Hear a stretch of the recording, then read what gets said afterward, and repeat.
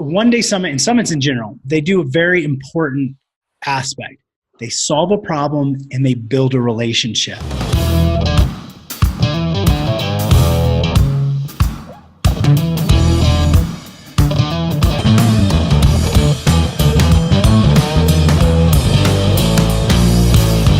Welcome to the Marketing Your Practice podcast. Angus and Tony here, and we are joined by a very special guest, Dr. Mark Wade. It's a welcome back to you, Wadey. It's so good to be here, guys. I cannot wait to dive in today's topic. Yeah, I'm super excited about it too. So very exciting. Before we get in that, not that it means a lot to our listeners in terms of where they're being recorded from, but tell our listeners where in the world you are at the moment and what you're doing, because I'm fascinated by it. Yeah, so I'm in Medellin, Colombia. I'm doing a full immersion Spanish program to essentially be able to learn Spanish in the next 3 months. I live in Puerto Rico, and my headquarters of my company, Virtual Summit Software, is being established there, and a lot of the top talent there is Spanish speaking. So I kind of want to, grow myself, neuroplasticity, being a healthcare professional by trade. Want to grow my brain, challenge myself, but also I want to be able to communicate with, my team efficiently and effectively. And then what are your expectations after 3 months? What can you do? Is it like all day, every day? How does it work? So it's 4 hours a day. So it is a pretty healthy amount of time. And I could extend it if I needed to. I mean, technically you could do less as well. It's like kind of, you choose your level. Fortunately, I speak 3 languages already, so this will be my 4th. And that plays a lot into, being able to pick it up a little bit quicker. All right, that's all for Mark Wade today. He's shown us up big time. So, piss off, mate. You're awesome. You're awesome. It is amazing and inspiring. And it's no surprise that you keep taking the world by storm with what you're doing, with the many hats that you wear, the many businesses that you've developed from zero to, massive entities globally. And, this topic that we want to sort of dive into today is going to be really helpful for that doc who wants to position themselves as an expert, wants to, really take over that an area of concentrated focus on their niche. And so, running some virtual summits is something that they can really sink their teeth into. So, yeah, let's head it away. Where do we start? Yeah, I would definitely say for sure this is a topic that's not only going to be extremely powerful for everybody who's listening in. So, hats off to you for being associated and around people like Tony and Angus, because they're progressive, they're forward thinkers. They see these opportunities and they're bringing you kind of that top level quality information. So please do take some notes on this today, because I promise you it will be a game changer for your practice. And you kind of nailed it on the head right there. You said, and the way I would describe it is kind of flipping the switch and owning your niche. And we'll get into some of the specifics of the, the technicalities of what multi-day or one day, these little things. And luckily nobody listening, I'll put your minds at ease right now. The technical aspect, you can just relax. There is a software called Virtual Summit Software that handles all the tech for you. So don't even worry about that. What we're going to be talking about is the strategy on how you can essentially get your community to look at you as the expert and then want to come into your practice, as well as setting up some really amazing referral networks or opportunities. So I say this is going to be an opportunity for you to grow your practice, to stand out in your community, but kind of that little urgency factor, I would say. You're lucky you're listening to this first here on this episode, but don't hesitate, because it won't be long till somebody else is gonna act on this. So you be that first person, you be that kind of early adopter, and I promise you your practices are gonna skyrocket from it. So let's jump in. So first of all, why don't we start with this? Like, what's a virtual summit? So before we get into the nitty-gritties in around it, there might be some of our listeners that have kind of heard the word but not really quite sure what is it. So can you give us a bit of a summary? What is a virtual summit? Yeah, so a virtual summit is essentially a pre-recorded online event that solves a problem or multiple problems from industry experts, essentially.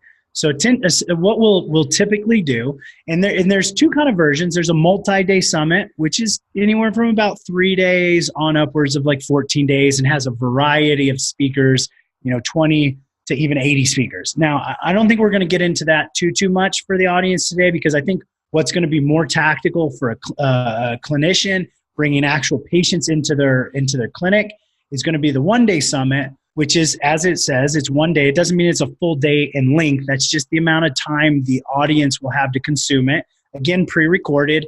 And these are going to be anywhere from about 5 to maybe 12 speakers that you bring on. And you're going to do these kind of interviews or content. You're going to get them to present information that solves a problem that your target audience has.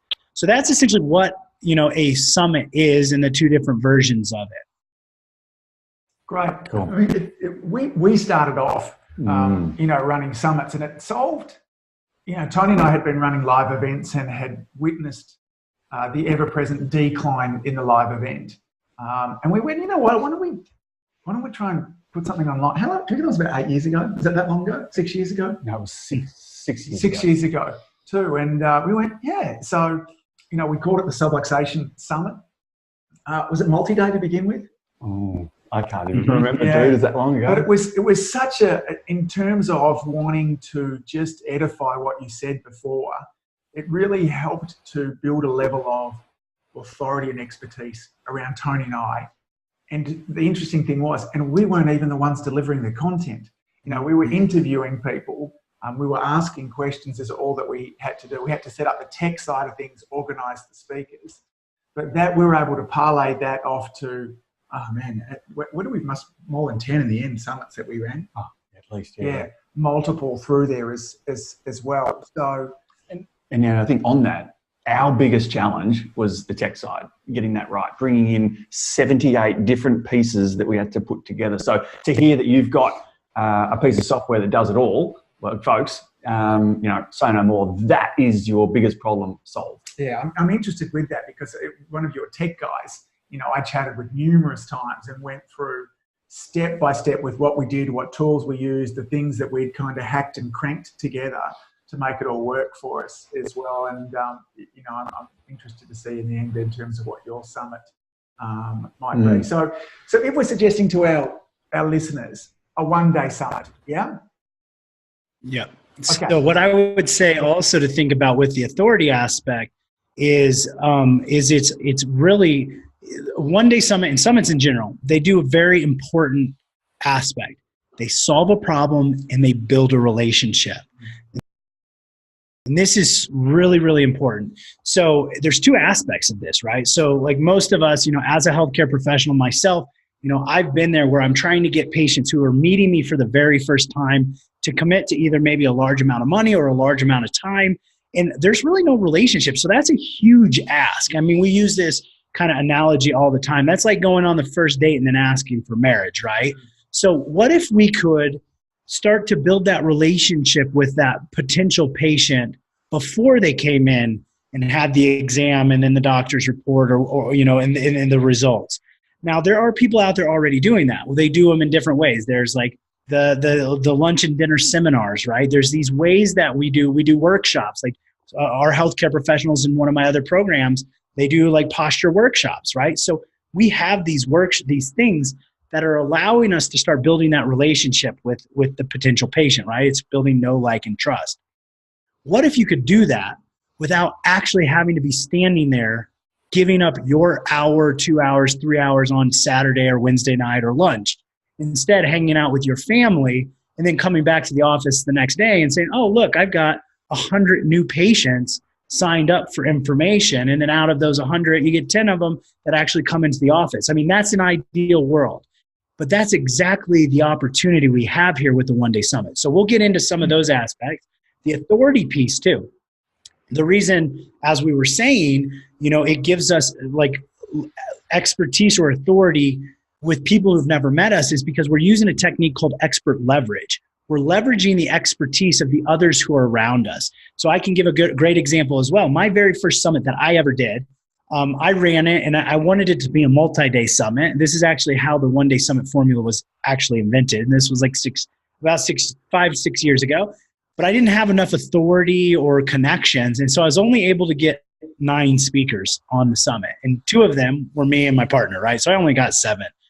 But so I was just being resourceful. I was being an entrepreneur. I'm like, I'm not going to back out now. So I'm just going to run it as one day. And that's exactly what I did. Now, at the time, though, nobody knew who I was. But the people that I had on this summit with me, they had audiences of people that knew who they were. And so those audiences that attended the summit, so this is where we're leveraging the people that you'll end up having on your summit, which we'll get into the details of establishing referral partners. They're going to have followings, patient bases, communities that follow them. They're going to support and promote people to this summit too, because it makes them look good that they're being on this well-established platform, the blah, blah, blah expert summit. So that's going to bring people into your summit. And when they look at you, they're going to go, well, if this expert is on this summit and you're on this summit, you must be an expert too. And that's how you're leveraging the authority and credibility of that person. And it makes you stand out as the expert in your community. And then when we get niche specific, you can really own or establish whatever that niche is that you want in your community. You can take control of it. So that's just a clarification point I think is important for everybody to see and know. It's important too in that, because one of the challenges that we hear all the time from people that we're coaching is also content creation. Like, how do I come up with content? How do I do this kind of stuff? And one of the frameworks of content creation is interviewing other experts. And like, well, that really worked for me. I'm like, well, did it work for Oprah? Like, what original content has Oprah really come up with? But what she's trusted, and when she brings people in and she has this level of authority now, and to an extent, I giggle about Tim Ferriss's most recent books, Tribe of Mentors, all those kind of things there too. Tim has become really great at sourcing great people. And that's what helps to build up his authority and trust as well. And it kind of goes back to a couple of episodes ago, Tony and I did a whole podcast talking about the decline in trust that's happening, particularly online. And we said beforehand, you can't just put an ad on Facebook or Instagram that says 50% off your next consultation, come in and I'll give you a free pillow, because they don't trust us. But if you were to give them access to free content, a day's content where you organise a bunch of experts and we do a deep dive into headaches, and every time I'm the one asking people about headaches, and then I throw in my 2 bobs worth as I go along there too, then you know what? You're going to damn well expect that one of you do a good job, and we'll talk about what a good job is in a moment too. But some of that expertise is going to rub off onto me as being the headache person there as well. But you're building authority, liking, trusting, like you talked about before. So it's a winning formula. Going back to that Oprah example, I wonder, maybe I'm going to try doing a summit where we just like, you get a car, you get a car, you get a car. I bet I'd get some great engagement on that summit. I love that. You bring up a really... You get an appointment, and you get an appointment, and you get an appointment. It doesn't quite have the same. I love it. Look under your seat right now. There's a free appointment card. No, you're actually giving me a couple ideas here. These are really great. So, I would also say, like, something to also piggyback on the back of that is you don't, like, because one of the questions I usually get is, well, why would they look at me as the expert if everybody else is there as the expert and they're all the ones giving the information and I'm just there? And it goes back to that leverage. It's like, who are we building the relationship for? You don't actually have to have all the answers ever. You need to be the place where they can go to for the answers. Mm-hmm. And they build that trust with you. So I don't want to have to go out and figure out what auto mechanic to use or what, cable company to use. I'm going to go with the people I trust, right? And if they're telling me to do this, it's because it makes my job easier. So if I'm already trusting you, like, I don't want to have to go find somebody new. Like, I've already got that trust there. I'm just going to go to you. Now, a cool piece of this is not even an advanced strategy. I would just say this is something you can throw in there with it, is it's not just for new prospects and new patients too. this really works well as a gift for your current patients. So this is where I was going with this, is like the ads out there, a lot of the things that are out there, it's high risk, low value. If I click on this, you're gonna contact me for the rest of my life and there's nothing I want. Or there's something I want, but I know if I take you up on this 50% off, you're gonna try and sell me really hard on a $10,000 whatever. So it's high risk. A summit is low risk. You're not selling them hard on anything, but it's high value because you're giving them great information. Now, the reason this is also great for current patients is a lot of these patients are going to have that same problem or issue. Like, we were mentioning headaches a second ago, but like they're going to have that same problem. So you can give this to them as a resource because it's valuable enough you could charge for it. But that's kind of the thing is I'm going to not charge. I'm going to give it to you for free.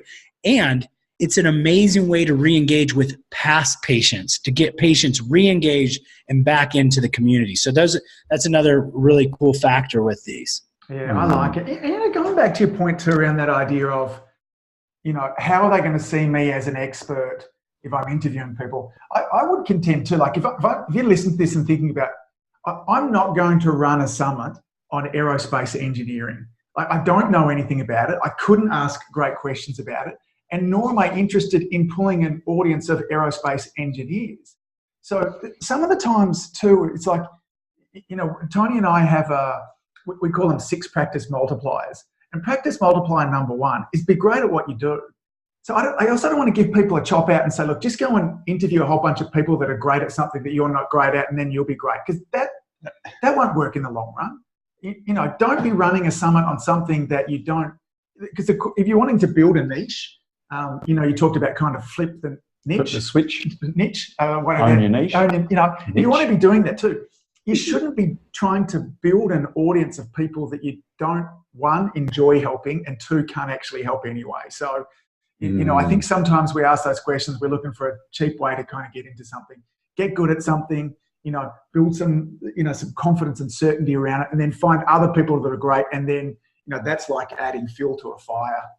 Well, and the authority is you're the host. Yes. You're the one hosting the summit. So you can throw that too. Like, I'm Dr. Mark T. Wade. I'm the host of the International Neurology Summit. Like, how great would that sound to your patients if I host the Professional Migraine Resolution or Relief Summit? Like, oh, well, you must be an expert at that. You're the host of it, right? Yeah. So it really just almost like authority by association, you're the host of that, so you are going to have the authority. So I think that's really great. And then, kind of going into the, if we will, the referral, like, can we jump into the referral aspect, the referral partners part of that? Is that cool? Yeah. Yeah. So, because you're bringing these speakers on, like, because a common question or kind of concern I get is like, people go like, why would I, like, well, I don't want to bring those people on. They're my competition. Or, like, oh, well, those aren't in my niche. Like, this is the exact opposite. Like,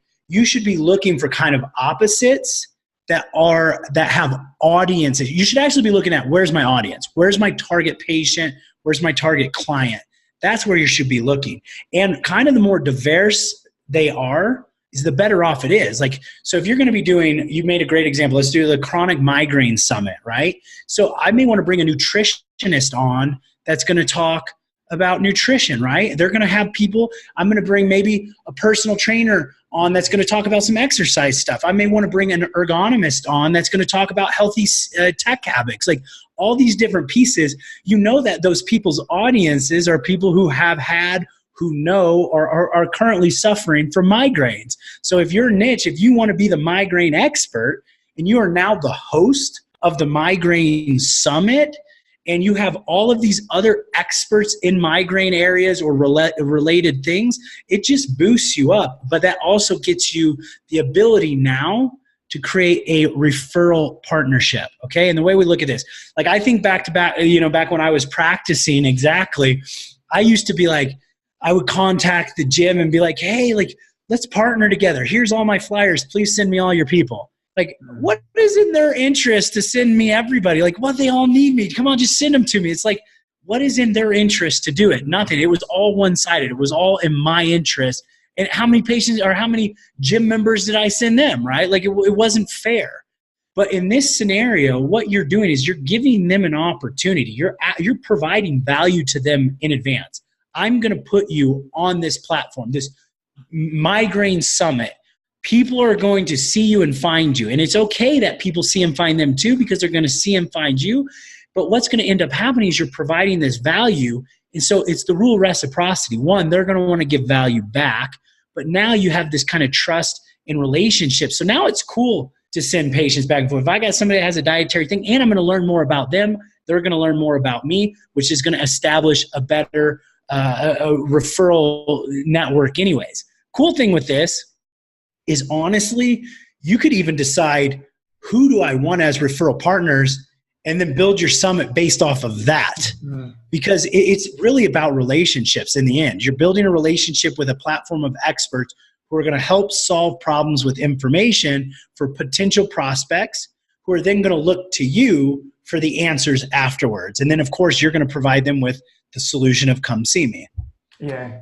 So, Mark, in this one-day event, we've got, let's say, 5 to 9 speakers. What would you consider, because obviously these referral partners for a local business should be local people. Is there a balance between getting 1, 2, or 3 maybe international experts in this topic, plus 3 or 4 or 5 locals, or do you go all local? What would your recommendation be there? So this is a great topic. So at this point, what you would want to consider is, am I only focused on bringing patients into my clinic, or am I also interested at potentially starting to create a sort of virtual income stream?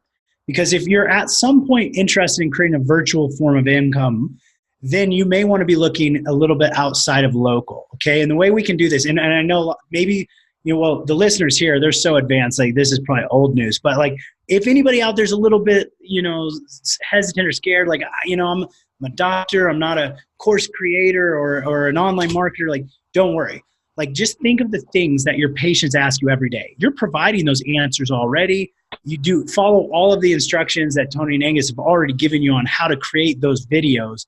You can now take that piece of information, and that's a payable or an info product, essentially. So what you can do is you can bring people in through your summit and then let them just buy an online product. So let's say you decided to do a one-day summit that's not locally based, and we'll cover both of these. Let's look at, there's a local-based one-day summit, which is I'm only going to be targeting people in my community to get them into my practice.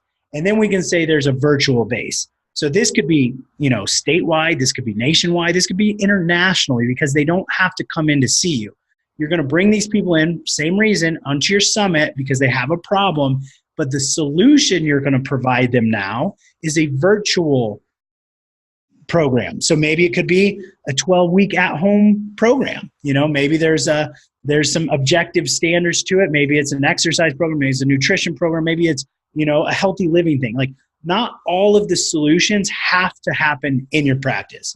Now, for locally, we want to bring them in, but imagine if every month you were generating an extra $10,000 or $15,000 from this virtual thing that was just happening, that you created one time, and now it's running.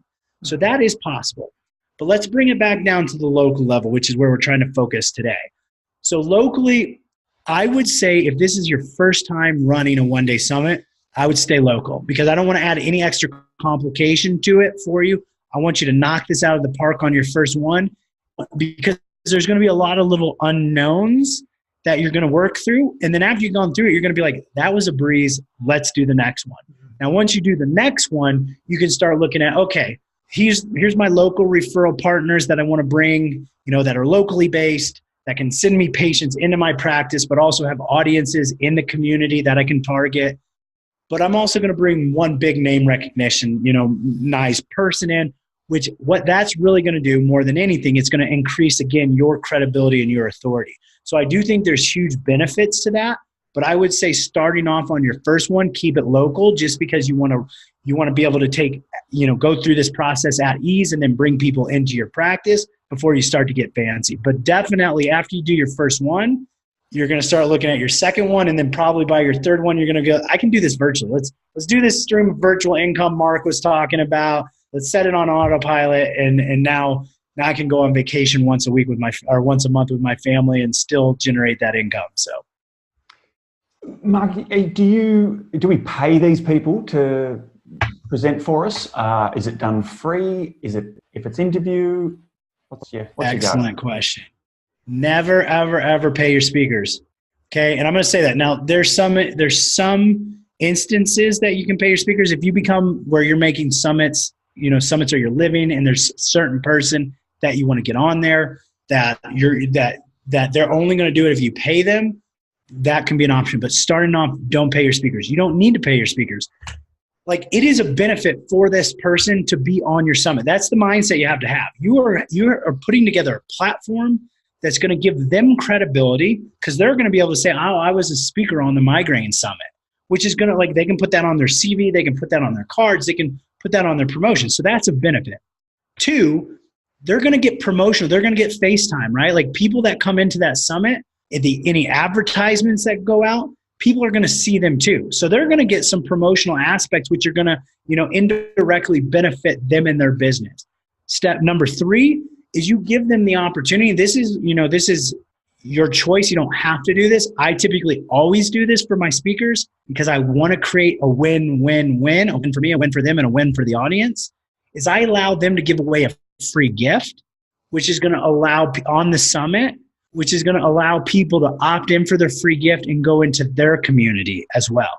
So they're going to build a potential patient base as well. Now, I'm cool with it because I've already collected all the leads. I've already collected all these people. So if they go anywhere else, that's fine as well. But I still got them, and I can still communicate with them. That right there is so valuable to be able, think about that. For those of you who are doing marketing for your clinics right now, how much do you have to pay to get a lead? How much do you have to pay to get a prospect? What if I said, hey, come on my summit for free. I'm going to interview you, make you look like a rock star, and then you're going to get some patients out of it. I'll pay you to let me speak on the summit, right?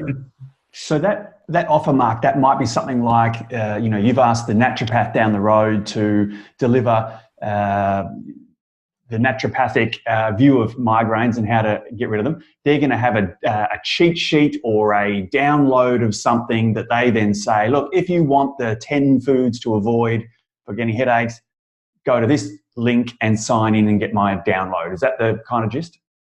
Nailed it. Yeah. So each person is going to have, like you said, a cheat sheet, resource guide, or, something that's going to be of value essentially for that audience that's going to relate to that expert and what they're teaching.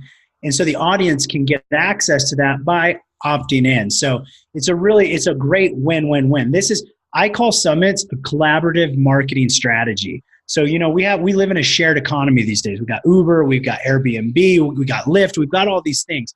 I believe that, business in general can, to some degree, be like that as well.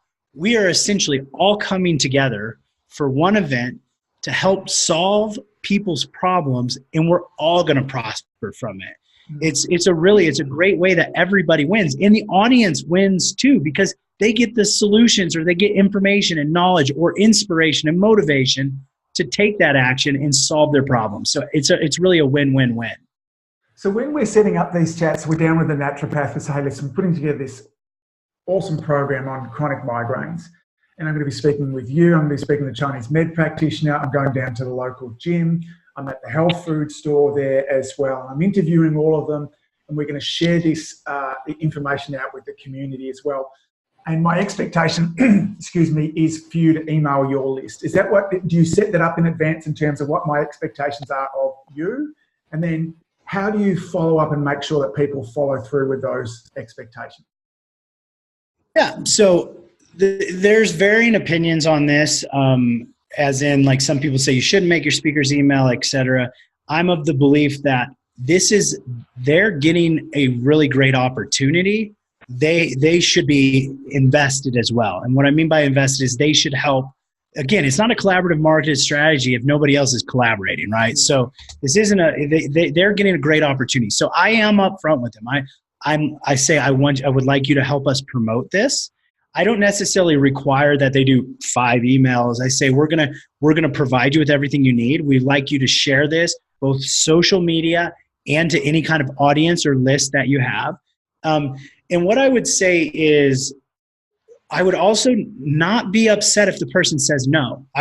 In most scenarios, some people may not understand. They may be busy. They may be closed-minded. It's okay. That's nothing about you. I always, for every speaker, I have 3 or 4 options that I'm looking at. If one says no, no problem. It's your loss, not mine. I'm still going to do the summit, right? So don't be upset if they say no. With that being said, you should have things that you need to make it a success. It's not fair to the other speakers if this one speaker doesn't email, but still gets leads from it. And these all are over here promoting it. So that's kind of what I do. Now, how I am would enforce that, I guess, if you will. I'm not standing there with a bat, although I probably should be watching their email, But what I would do, I can feel them breathing on my neck, No, what I would recommend, or what I do, is more of a kind of a, the adult version of holding accountability. Is after they've agreed to do this and we've set the expectation, they're going to get benefits to it as well. Like anybody they email that comes and ends up purchasing on the back end, they get a commission from it. So they win as well. So then after they've committed to it, I will actually send them a document, not a document, but okay, so here's what we're asking for. We're going to have 3 emails or 5 emails and 2 or 3 social posts. Can you please let me know what you can commit to? And I'll have one for emails, one for social, what you can commit to and what dates you can commit to doing it. So I make them tell me. Then I can go back to them and be like, hey, remember you said you were going to do this, but you didn't. So it's holding them accountable. I'm not telling them they have to. They've agreed to do it.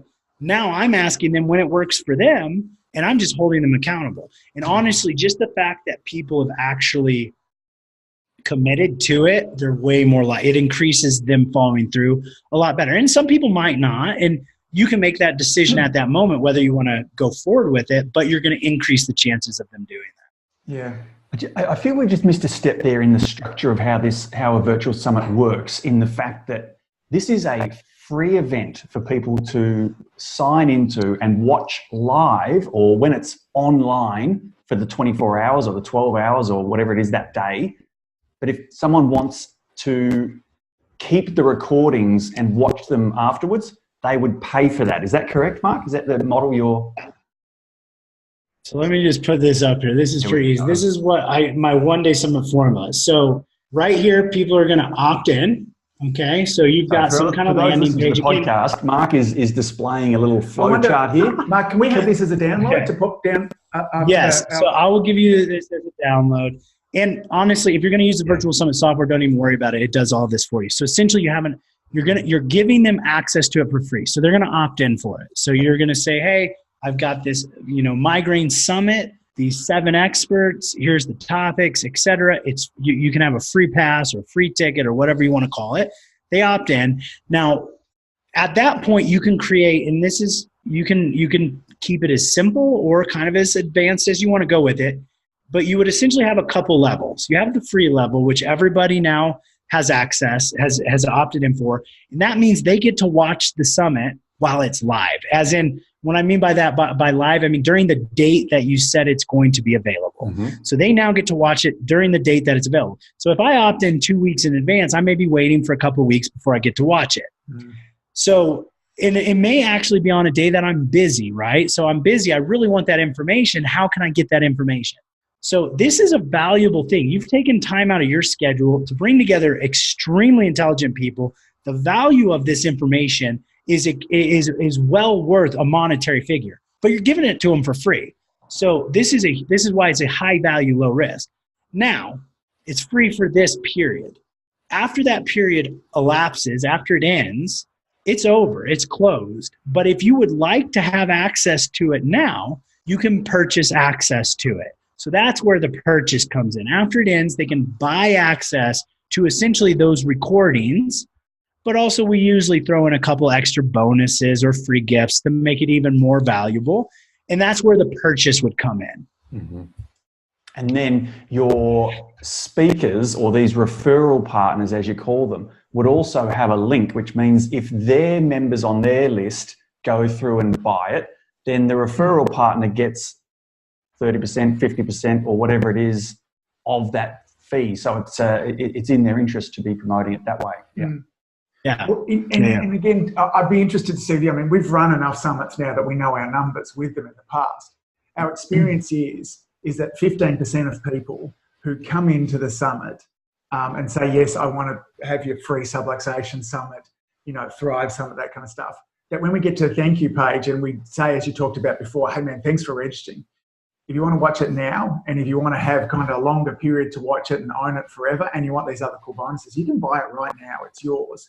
And we give them a price there too. 15% of people are going to go, yeah, that's absolutely. Then I can watch it on my own time. And we give them video files, and we give them PDF downloads, and then we give them the audio files so they can listen to it on their phone. So for the number of people, that's such a cool, low stress, no pushy kind of way. As Tony and I talk about often, it's cool and helpful marketing.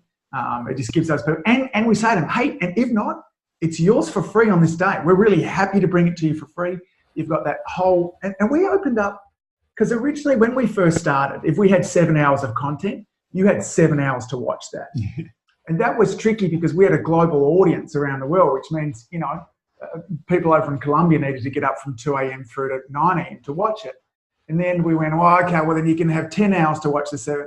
And in the end, we ended up opening up. So look, you got 24 hours. It's plenty of time. Just assume that this is a bit like you're going to an actual live event.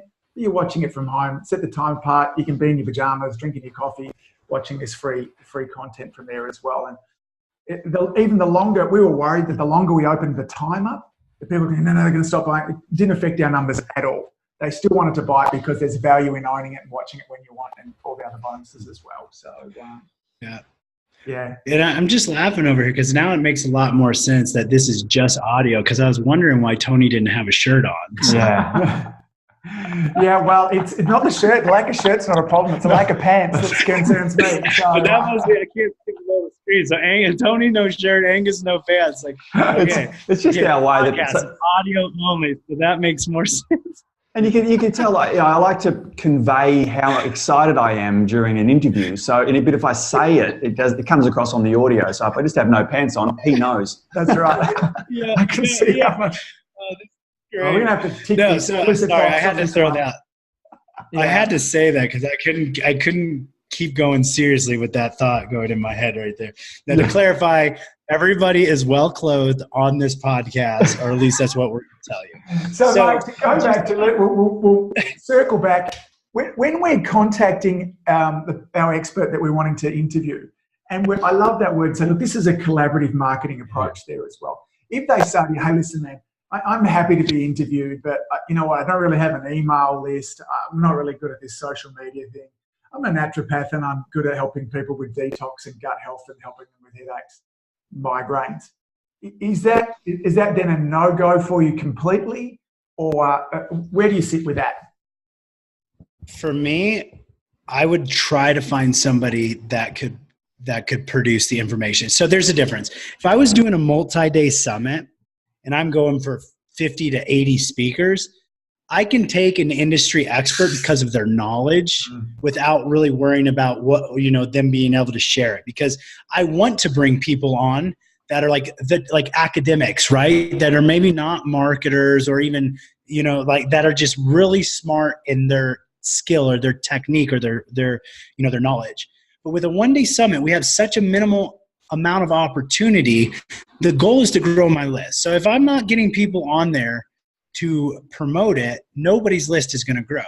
So in the end, you kind of got to make the decision. Like, you can bring that person on and it'll be great, but if nobody's really there to listen to it, is it worth it? Mm-hmm. So I would say for your one-day summit, I would really try to get people that have some kind of an audience.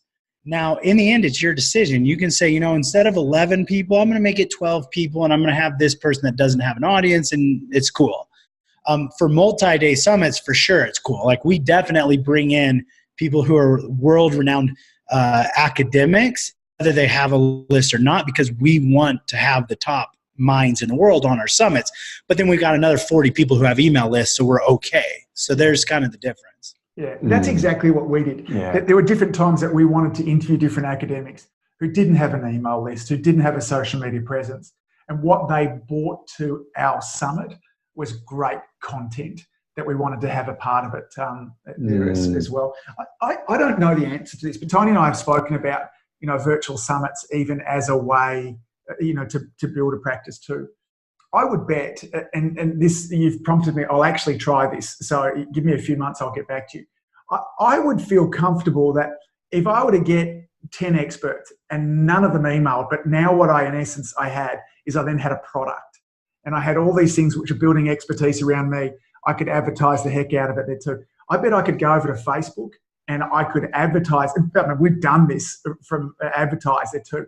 Pay to build my list. And I bet at the back end, I'd still come out cash flow positive by a long way. Merely for the thing is that local advertising for a local business. So I just get into Facebook and it says, who do you want to advertise? And I say 10-mile radius. Go, I bet I could spend $500 on advertising it over the week or 2 weeks. Man, if I didn't make 10 times that amount, I'd be floored. So I'm not suggesting, because you don't have to do it that way. I'm going to test that. I'll get back to you in a few months' time and tell you about that. I would say it would definitely work. I would clarify that more as an advanced strategy. So there's all kinds of things you can do. Like we actually have 10 different frameworks we use the one-day summit for. So the one we're talking about right now is list building. We also use a monetization strategy. It's a premium. So you can create an event. Like once you have a list, let's say you run your first one-day summit and you build a list of 5,000 people maybe, or 1,000 people from your community. Now you have a list of like 1,000 people that are, looking to you for the answers. Not all of them, let's just be real, not all of them are going to come into your clinic. They're maybe not ready yet, or they don't have the need necessarily, or they're just not, they just don't come in. Now that list is valuable. That's a great asset right there. There's people that still need something. So what we've done is we actually do one-day summits where we won't have any speakers on it. My partner, she'll just figure out what's one of their problems. She'll create outline, same process, outline the solutions, and then she will record the answers to each of those. And then we will charge a small fee for access to it. So, maybe it's $47 or $27 or $97. I mean, we do this once a quarter and we generate anywhere from, and now we have an engaged list, an audience, but we generate between $30,000 and $50,000 off of 4 emails to this small product. So that's a premium thing. So after you run your first one-day summit, now you have a list. You could create your own premium version. You could either bring experts in or you could do it all yourself. You have the knowledge, honestly, and then you could charge. So instead of being free to enter, which is what we've been talking about, they would pay to enter. Okay, so it's a premium. But we also have other frameworks, like if you are going to write a book and you have a book coming out, we have a book launch framework. We also have a coaching framework. We have like a mastermind. We have a live event. If you're doing, for example, if you crush it on your workshops, like you do like we have posture workshops. So people, that in your posture workshops, you can close 50% of those clients to come in as patients. You just need to get more people to that posture workshop.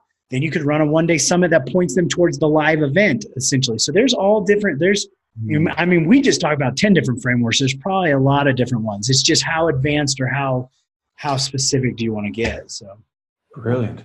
Mark, how long have you found there's the right length of time for an interview or a content thing? Yeah. So you actually brought up a point. I can't believe I haven't even mentioned this yet. Like the whole point of a one-day, like the reason a one-day summit is so powerful is it overcomes the number one challenge that we are all dealing with when we're trying to get people from online. And it's attention span. The amount of attention span is, I think there was actually a study just done that the millennials are the new Generation Z or whatever. They are the first generation to have an attention span less than a goldfish. That's a real thing. It's not a joke. So the point here I'm trying to make is people want the result. Our audience, our patients, they want the result that we can give them. Like if they're coming to your clinic, they want the result that your treatment is going to get them. Okay. If they're looking at the information you're offering online, they want the result that information is going to give them. A common mistake that information creators, like content creators and even practitioners make is we focus on the information and the knowledge because we know that's what it takes to get the result. The problem is if your audience, your prospects look at that and they go, whoa, that's too much, it's too hard, it's too difficult, and I can't get the result, then I'm not going to take any action. So the one-day summit actually overcomes that because it's a defined result in a short or specific amount of time. That's why we see big increases in conversions for this. We have bigger show-up rates for this than, for example, like a multi-day summit. Now, to then answer your question with this is, if the problem is attention span, how much should we give them? Well, you can give them as much as you want. Just know, the research shows, and this is, I mean, most of us aren't going to do this. The research shows that after 7 minutes, people quit watching or paying attention. So ideally, your videos would be 7 minutes long. Right. Now, it's going to be difficult, right? But you should know that. Like, I know, Tony and Angus are showing you guys how to be video influencers and all the knowledge there. When you're creating those videos in the ways that they're showing you, you may want to lean on the side of being shorter rather than longer, because this was a study done that shows after 7 minutes, people stop paying attention. So with that being said, there's a couple things to keep in mind. If I'm doing the summit like we were talking about before, premium, where I'm giving the information, I'm going to try and keep those sessions as close to 7 minutes as possible. Ideally, 7 to 10 minutes, no longer than 15. 20 is going to be the max. I mean, 20 is probably too long. If I have somebody I'm interviewing, I'm going to be shooting for 20. Probably it's going to be 30, but I'm going to try and keep it as close to 30 as possible. This is funny that we're actually talking about this, because I'm in the process of trying to create a test product, a test summit, where I'm going to interview, because the hardest part is when you're interviewing experts, they want to talk, right? Like, they have a lot to say. And so it's hard to keep it anywhere under 30 minutes. 20 is still what I would shoot for, and I would tell them that ahead of time, 20 minutes. I'm going to give you a strategy on how you can overcome that to keep people engaged. But I'm actually going to try one where I'm going to require that the speakers only do 7 minutes. They have one topic, one thing, they get 7 minutes on my summit, and see what kind of engagement increases happen. Because I believe we'll see much higher results, which will be a clear evidence that we don't need to talk about everything. We need to have one thing, solve one problem, straight to the point, which is what people want. So with that being said, what are you going to do right now with the 30-minute interview? That's most likely going to be what happens. So the best thing to do is you need to break it up into chunks. Okay, the first thing is very easy, intro, outro. That's you introducing and closing it out. Okay, so you're talking, then this expert talks, and then you're going to talk. So some back and forth is good. But with that being said, please know that if you're not an expert interviewer, you haven't done training, you haven't had any kind of special kind of advanced stuff in that, I'm in that same circle, like, you're probably not the best interviewer in the world, okay? So with that being said, you probably should let them do more of the talking and you do less of the talking. And it's hard because we want to put our insights in. Like, well, I know this information too, let me do the talking. Remember, you have only 20 or 30 minutes of this expert. You can record a video of you talking for an hour if you want. Utilize as much of that 20 or 30 minutes you have, getting the knowledge out of that expert.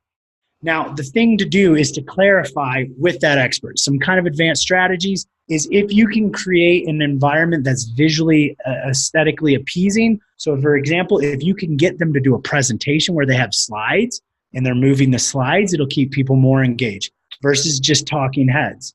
Additionally, if you can't do that, having some kind of like set point, like you let them know, I'm going to let you talk for 5 minutes or 10 minutes, whatever it is. And then we're going to have like an interim, okay? And then we're going to do like a segment, like we're going to change it. Because remember, about that 7 minute mark, people are starting to drift off. Now, the most advanced strategy that I've seen done, I'm just saying this more because Tony and Angus are going to love this, is I've actually seen a summit host know that he's not the best interviewer. And now like I so want to try this. And you go, I'm not the best interviewer, but I still want my face there. I want people to recognize me. I want to be like, get that expert leverage from the summit. But I also want to get increased engagement and results from my summit. So he actually brought an MC onto his summit. So all the interviews were done between him and MC and the expert. So the MC would introduce him, and then the MC would be the one doing the interview back and forth with the speaker and still making the host look great in the process.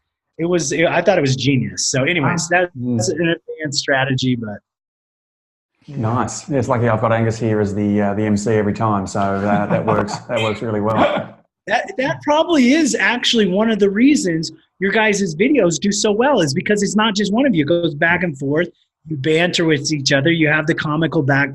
That actually is, you nailed it right there. That and you guys are both really handsome gentlemen. Well, that only helps, doesn't it? Yeah, well, sometimes we just got to thank the Lord above. So, buddy, this has been a fascinating chat. We're going to clearly need to get back for round 3 with regards to this also. And I think, if this has started to, create some intrigue in our audience, you've just started a podcast where you're diving deeper into aspects of this as well. So where should our audience go to find out about that podcast if they want to learn more? Yeah, no, that's it. You got a great point there. So I'll definitely throw in a free gift that Tony and Angus can have and give you the links to in the show notes. So go over to the show notes and check that out. So if you're like at the point where you're like, okay, this makes sense, let's kind of move forward. I'll have a resource guide there on the One Day Summit. So a One Day Summit starter guide, which will have the same One Day Summit formula and strategy guide that you can't see because this is an audio recording and not video, but it'll be there in that download. It'll actually start to walk you through that process. Of course, don't worry about the technical aspects. I'm sure Tony and Angus will link to that too, because the Virtual Summit software really, it handles all the technical aspects. Yeah. The podcast is like, if you're like still kind of uncertain, or you're already jumped into it and you need some kind of success tips or strategies, the Virtual Summit podcast is a great way to get started. It's a free resource. I'm essentially interviewing, like I do strategy section. So every week there's a strategy session for me teaching one specific strategy in summits. And then twice a week I interview different summit experts. So summit hosts who talk about the successes they've had, things they wish they would have known before they got started, key things that'll make your summit better. We interview summit speakers, which is really great. Like I've interviewed my best buddy, John Lee Dumas from Entrepreneurs on Fire, and he specifically talks through how, if you wanted to get him to speak on your summit, how you would go through it. So strategies on how to get speakers, coaches, consultants, marketers, all of that aspects. And it's 100% free. And that's over at podcast.virtualsummits.com. Great. Perfect. And I think the easiest way for listeners to get these links would be to go to adiomedia.com/summit, and we'll have the links in there for you to go to the podcast, go and check out the software, and to get the download of the flow chart. So amazing stuff, guys. If it's not in your head now that running a summit could be one of the greatest ways that can position you as the expert and that community influencer, then please listen to this again. I mean, this is something that could really take you to the next level, and therefore your practice as well. So Mark Wade, thanks so much for your time and your expertise all the way from the other side of the world. We love and appreciate everything you do. Guys, jump on adiomedia.com/summit and get the info. Thanks, buddy. Good work, Always man. a pleasure. Love it. Rock out, guys. Thanks for listening. You've been listening to the Marketing Your Practice podcast, where we help natural health practitioners and wellness experts build profitable, predictable, and enjoyable practices. For more information, please visit www.adiomedia.com.